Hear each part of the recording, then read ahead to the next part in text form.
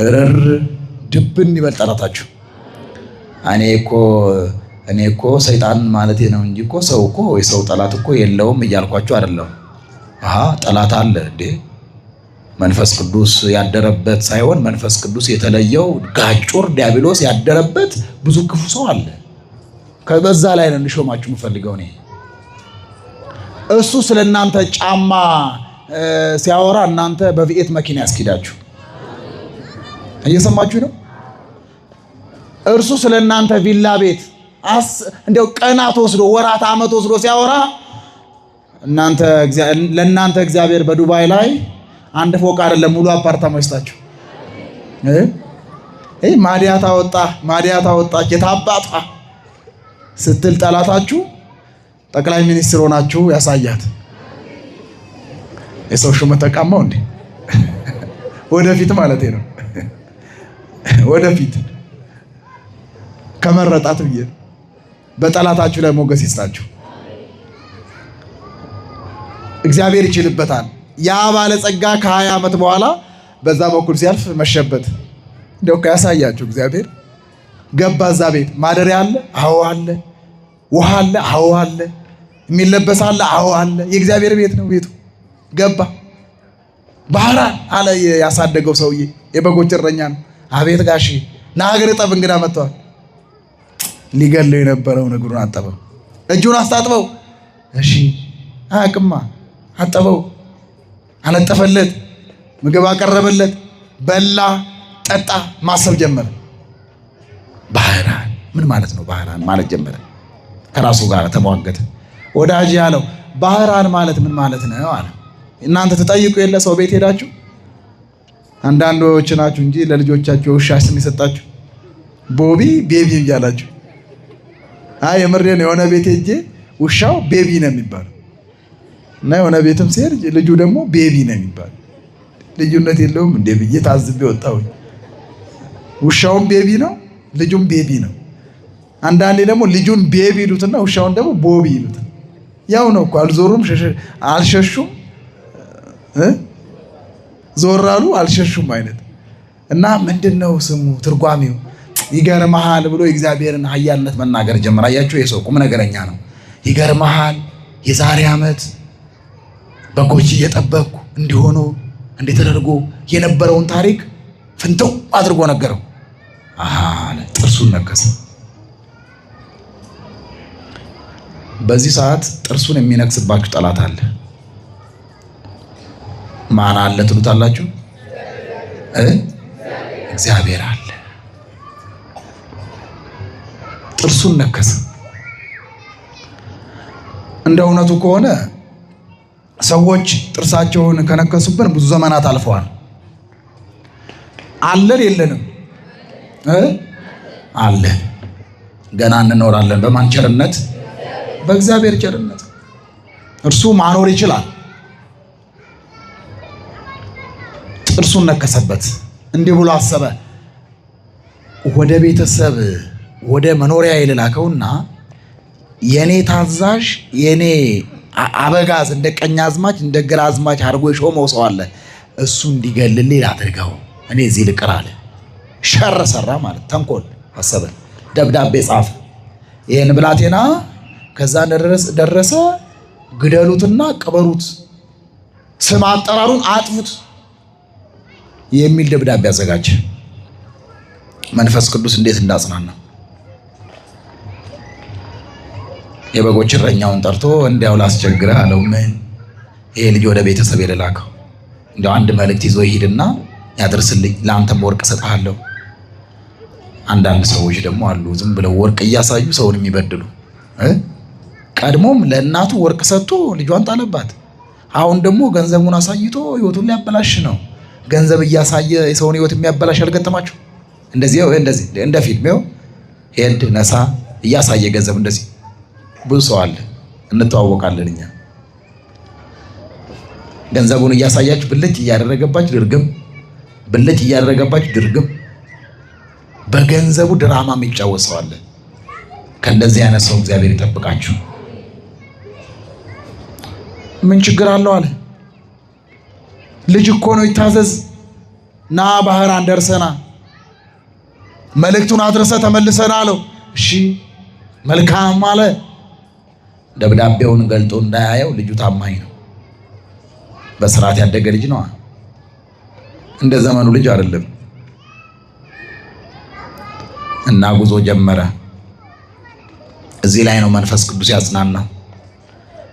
አቤቱ እግዚአብሔር መንፈስ ቅዱስ ሆይ አለ። ልጁ በሃይማኖት ነው ያደገው። ጎዳናዬን መልካም አድርግልኝ። መልአከከ ኄረ ፈኑ ሀቤየ፣ ያ ደጉን መልአክ ወደ እኔ ላክልኝ። በመንገዴ እንቅፋት እንዳያገኘኝ እርዳኝ። አንበሳ ጅብ ድብ እንዳይጣላኝ አድርግ። እንዳይርበኝ እንዳይጠማኝ አድርግ። ጠላት እንዳይነሳብኝ አድርግ። መንገዴን የተባረከ የተቃና አድርግልኝ። ቀድመኸኝ ውጣ፣ ሕይወቴን ባርክ ብሎ መንገዱን ጀመረ። የሞቱን ደብዳቤ ተሸክሞ ሁለት ነገር እናያለን። ዳዊት ያስገደለው ኦርዮ የሞቱን ደብዳቤ ይዞ ነበር የዘመተው አይደል? ምን የሚል ወደ ጦሩ አደባባይ በደረሰ ጊዜ ሁላችሁም ወደ ውጊያው ማዕከል ስትገቡ ኦርዮ አራስ ፍየል እንዳየ አራስ ነብር ነው ኦርዮ ለጦርነት። ጦርነቱ ሲፋፋም ኦርዮ በግ እንዳየ አንበሳ ነው ዘሎ ይገባል። ያል ጊዜ እናንተ ወደ ኋላ በሉ። ኦርዮ ደመከልብ ይሆን አለ ዳዊት። ዳዊት እኮ አመፀኛ ነበር ታውቃላችሁ። ክፉ እኮ ነበር። እንደዚህ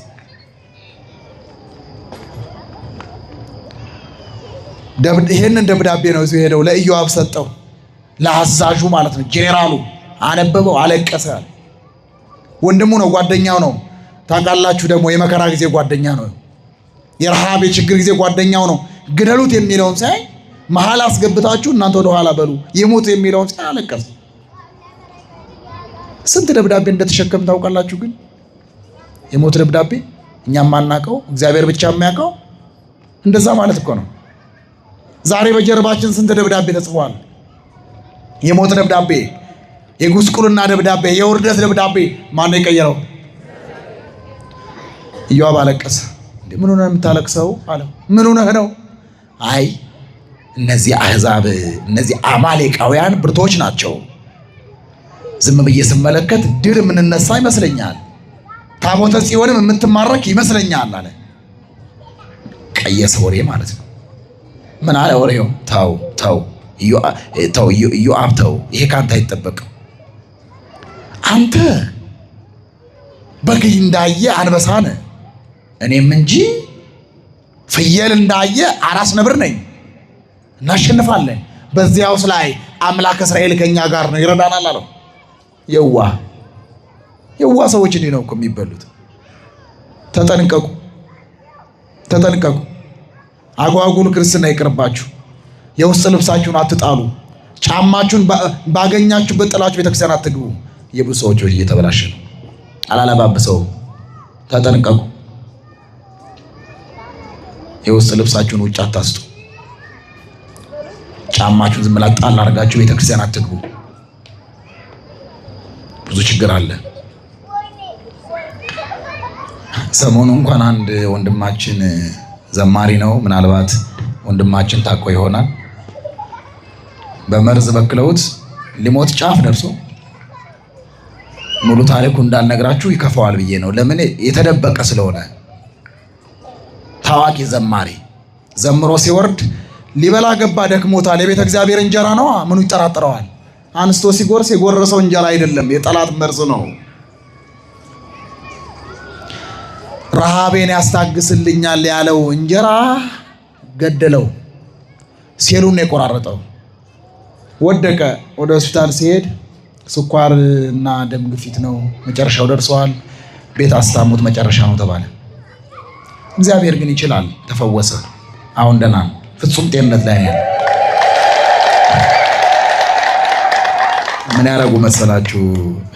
እኛ እንተዋወቃለን።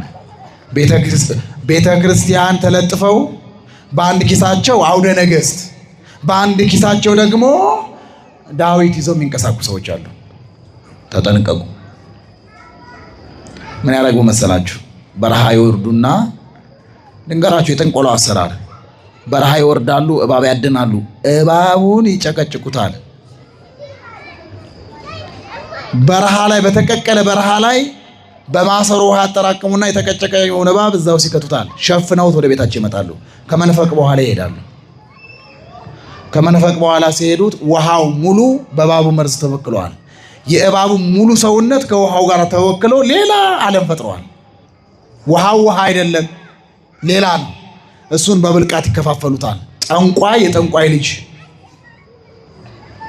ከዛ ሀገር ሰላም መስሏችሁ ካህናቱ ሀገር ሰላም መስሎት ሊቀድስ ይገባል። ጳጳሳቱ ሀገር ሰላም መስሏቸው ሊቀድሱ ይገባሉ። ካህናቱ፣ መነኮሳቱ፣ ዲያቆናቱ፣ ዘማሪው፣ ሰባኪው ጫማውን ጥሎ ይገባል። በብልቃት አይደል የሚይዙት፣ ከኪሳቸው ወጣ ያደርጉና ጠብ። ከዛ ጋንግሪን በሽታ ያዘኝ ይላል። አሳከከኝ ምን ነው ይላል። እግዚአብሔር ከዚህ ይሰውረን። ይሄ የሚደረገው በአንድ ኪሳቸው አውደ ነገሥት፣ በአንድ ኪሳቸው ዳዊት ይዘው በቤተ ክርስቲያን ተለጥፈው የሚኖሩ ከእግዚአብሔር መንግስት የተለዩ የእግዚአብሔር መንፈስ ያላደረባቸው ሰዎች ናቸው። በምን እናውቀዋቸዋለን? እግዚአብሔር መንፈስ ቅዱስ መርምሮ ስራውን ይስራ። ኦሪዮ እንዲህ ያለው መከረው። ይሁን እሺ ያለ ኢዮአብ ወደ ጦሩ መሃል ሲገቡ ተጠቃቀሱበት። ሰራዊቱ አለቃ ጋር ተጠቃቀሱ። ወደ ኋላ በሉ አለ አለቃው። ሁሉ ወደ ኋላ ሸሸ። በጦሩ ሜዳ ማን ብቻውን ሆነ? ኦሪዮ ምን አለ? ምን ተኮንክሙ ታየነ እስራኤል፣ እናንተ የእስራኤል አለቆች ምን ሆናችኋል አለ። አልገባውም። ብዙ ድራማ አለ። ድራማው አያውቅም። ዳይሬክተሩ ማን እንደሆነ አያውቅም። ደራሲው ማን እንደሆነ አያውቅም። የድራማው ራሱ ይሄ ዋናው ካራክተር አለ አይደለ? ማን እንደሆነም አያውቅም ኦሪዮ። አረ ምን ሆናችኋል አለ። ኑ እንጂ ለምን ትሸሻላችሁ? ኑ አለ።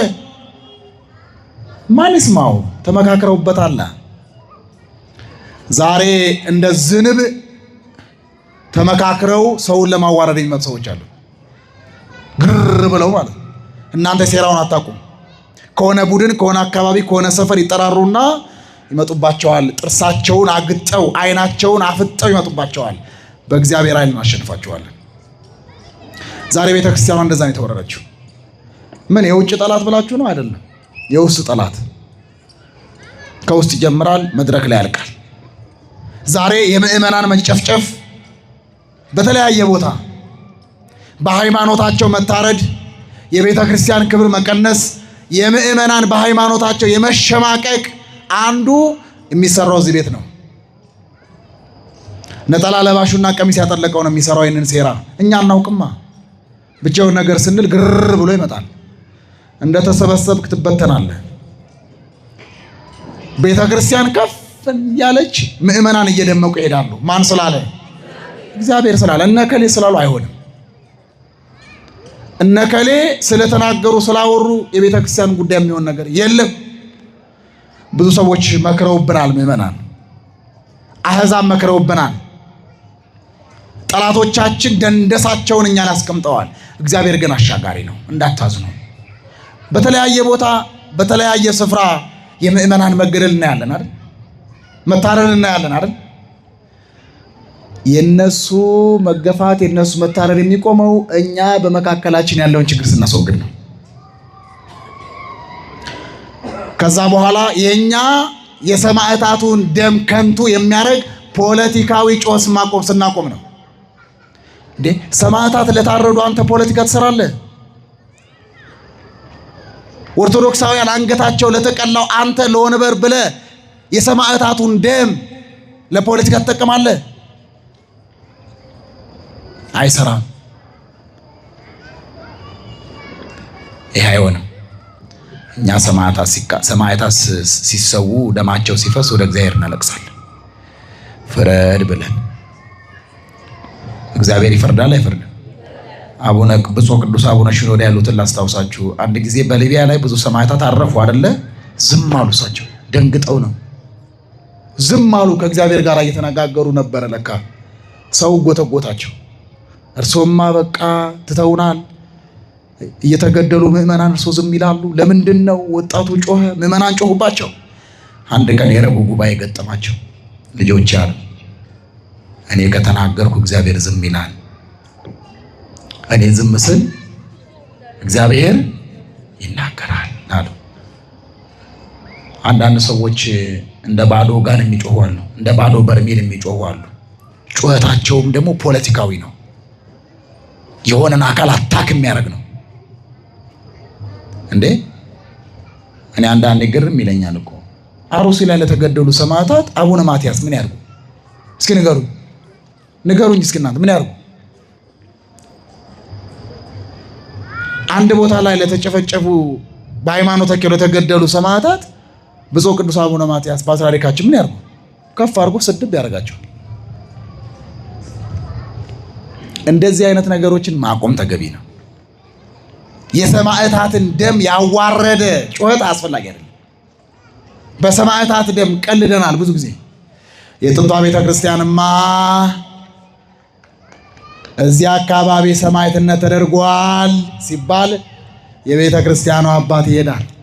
ደማቸው የነጠቡት እነማን ናቸው ይላል። ሙሉ ታሪካቸውን ይጽፋል። ከተወለዱበት ሰማዕት እስከሆኑበት ድረስ ከጻፈ በኋላ እስትጉብ አድርጎ ስንክሳር ይለዋል። እየሰማችሁ ነው? ስንክሳር ይባላል ታሪካቸው፣ ስንክሳር እንደሚነበበው። ከዛስ ደማቸው የነጠበበት ላይ ቤተክርስቲያን ይሰራል። ከዛስ የከሌ ሰማዕት ቤተክርስቲያን መታሰቢያ ይባላል። እኛስ አንድ ሰው በሰማዕትነት ይሙት የኛ የወንበር ማደላደያ ነው። ፖለቲካ ጡዘት የምንሰራበት ነው። ይሄ የሸራ አካሄድ ቤተክርስቲያን አትደግፍም። ብዙ ግን ሴራዎች አሉ። እግዚአብሔር ከሴራው ይጠብቃል። መንፈስ ቅዱስ ይከልለን። ኦሪዮ በዛ ልክ ነው የሞተው። ባህራንም የሞቱን ደብዳቤ ይዞ ጉዞ ጀመረ።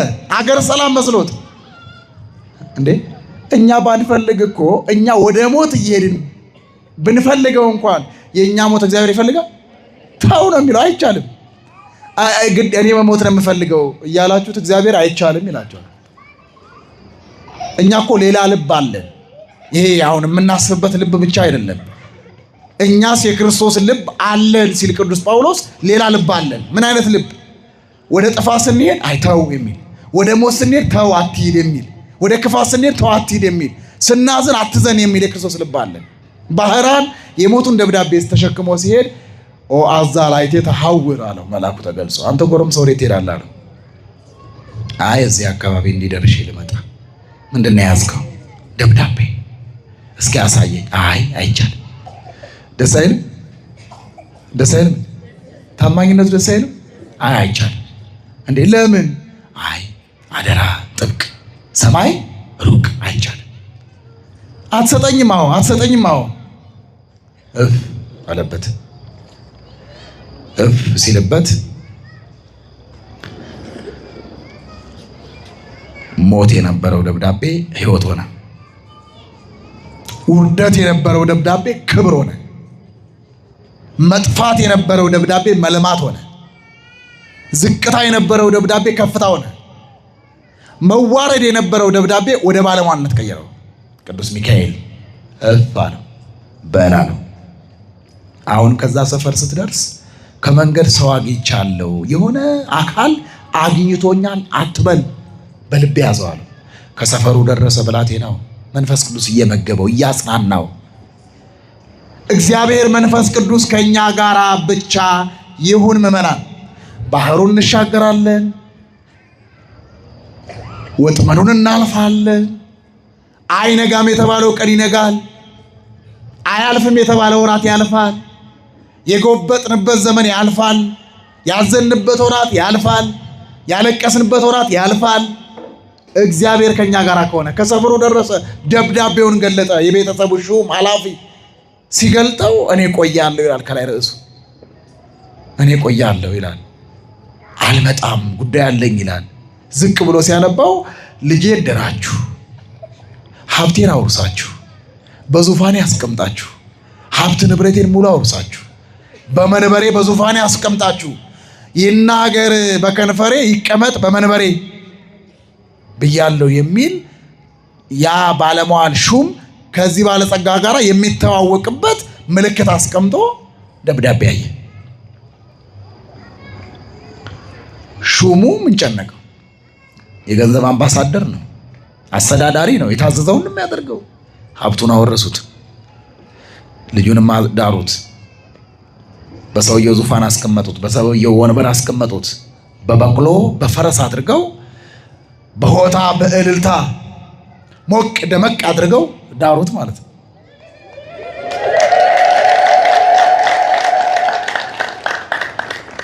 ሰፈሩ ቀወጠ በደስታ።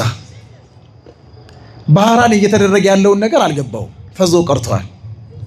የ20 ዓመት ብላቴና አልገባውም ጉዳዩ ምን እየተፈጠረ እንደሆነ የማያውቅም። እግዚአብሔር በሱ ላይ ምን እየሰራ እንደሆነ አያውቅም። በነገራችን ላይ እንደዚህ አይነት ታሪኮች አሉ። ዛሬ የሰማሁትን ታሪክ ልንገራችሁ። ሰሞኑ የተደረገ ታሪክ። ልጇ ሆስፒታል ላይ ይዛ ትገባለች ታሞ እና በሆስፒታሉ ውስጥ እሳት ተነሳ። ሙሉ እሳት ሲነሳ ዶክተሮቹና እዛ የነበሩ ሰዎች ልጆች አውጥተዋል። የልጆች ማረፊያ ነው። አንድ ልጅ ብቻ ቀርተዋል እና እሳቱ ነዶ አልቆ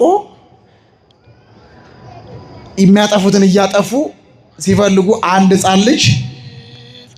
ሕፃን ልጅ እሳቱ ዙሪያውን ከቦት ሳያቃጥለው ያገኛሉ።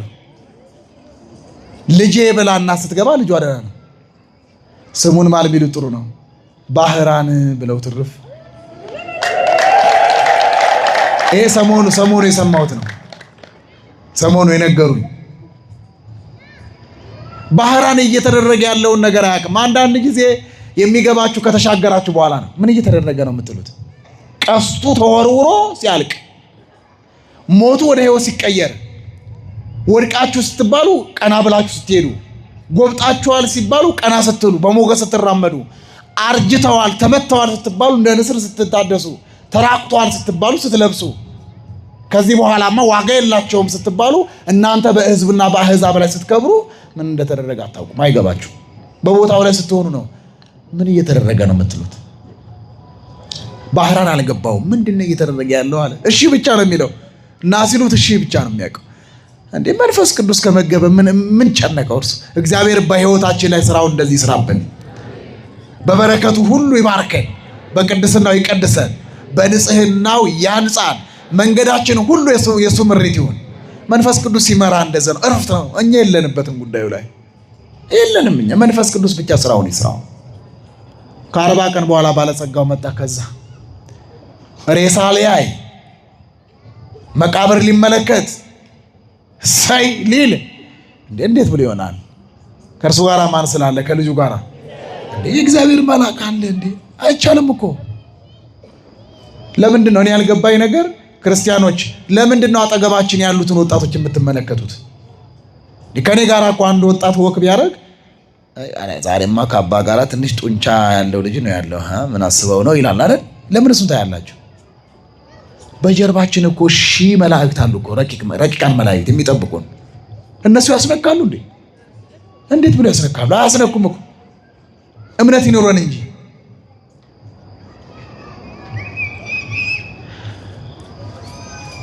ሞቱን ሊያይ የመጣው ይሄ ባለጸጋ ሊሞት ነው አሁን።